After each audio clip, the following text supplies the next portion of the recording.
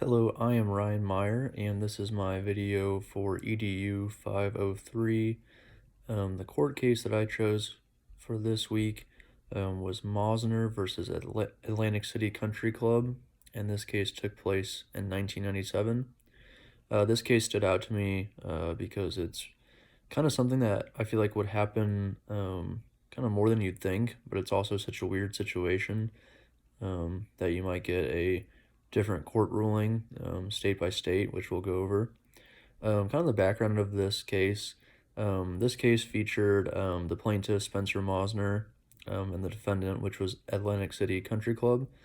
The issue in this case was whether golf course operators owe a duty of care to their patrons to protect them from lightning strikes. And so the plaintiff argued that a lightning strike on a golf course is a foreseeable risk that may be addressed by the owners of the course. Basically what happened is the plaintiff and a few friends were scheduled to tee off at this particular golf course at 7:30 on a Sunday morning.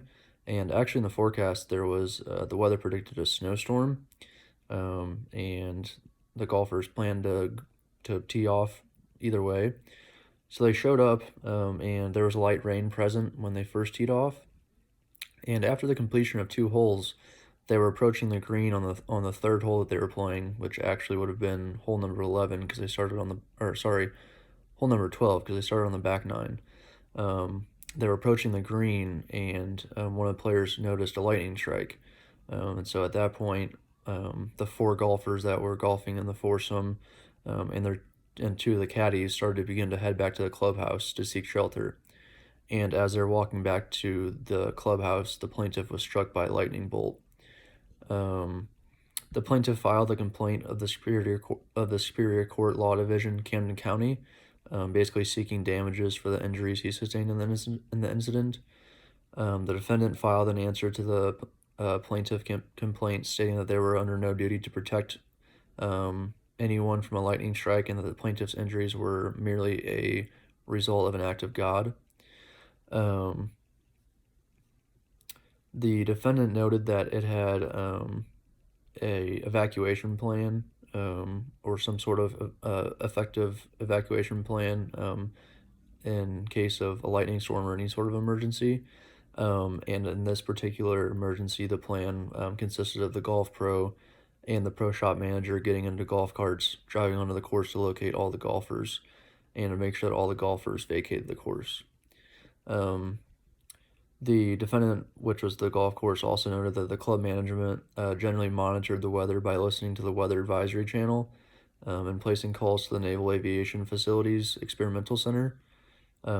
They noted that the morning of the incident, there were no warnings that lightning was in the area. The defendant also noted that they put a notice in the locker room of warnings of potential weather-related situations and what to do in the situations.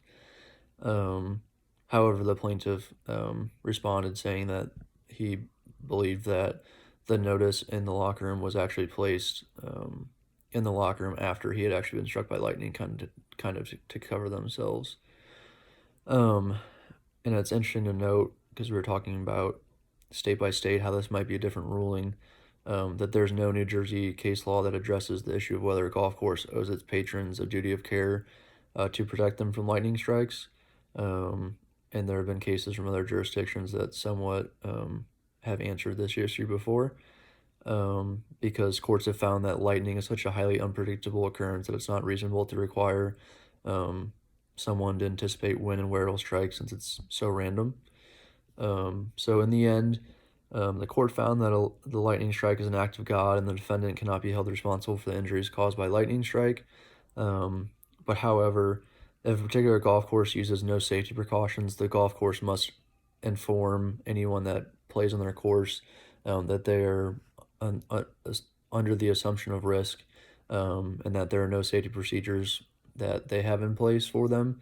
But on the other hand, if a golf course chooses to utilize a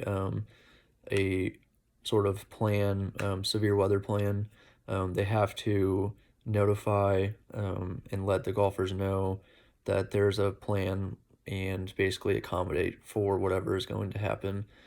So in this particular case, lightning shelters, if there were lightning shelters and they were going to use them, they would have to notify all the golfers, especially when there's severe weather in the area, and all of those would have to be kept up to date and safe.